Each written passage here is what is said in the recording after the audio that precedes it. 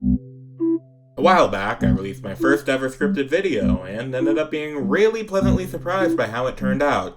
I expected that all of maybe 50 people would see it, and was very anxious that if it got to an audience any bigger than that I would immediately get exposed as a fraud who either missed some really obvious fact that overturned the entire premise of the video, or spread some extremely egregious piece of misinformation. But not only did the video manage to get 1,800 views out of this recording, but the comment section isn't full of people beating my ass for spreading misinformation! It's full of people beating my ass for being colorblind instead. Please, let me explain. So, my first 2D fighter, or at least the first one I really got into, was Street Fighter IV. I had the version on the 3DS, where Guile could throw one-button sonic booms using the touchscreen. It had this weird-ass dynamic battle mode where they just changed the camera to be at this really inconvenient angle. I do the combo trials before school started in the morning.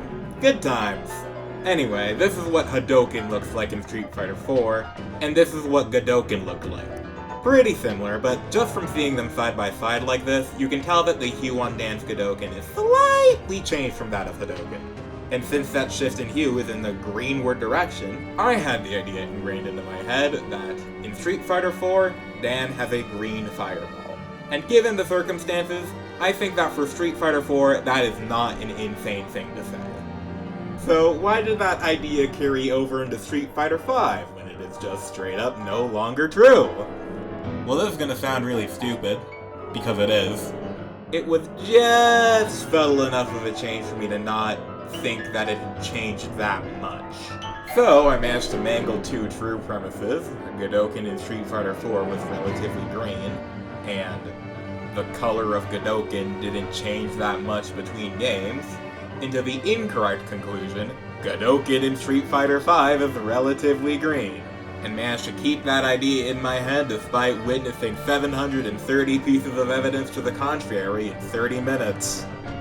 So no, mostly positive YouTube comment section, I'm not colorblind. I'm just really unobservant. God.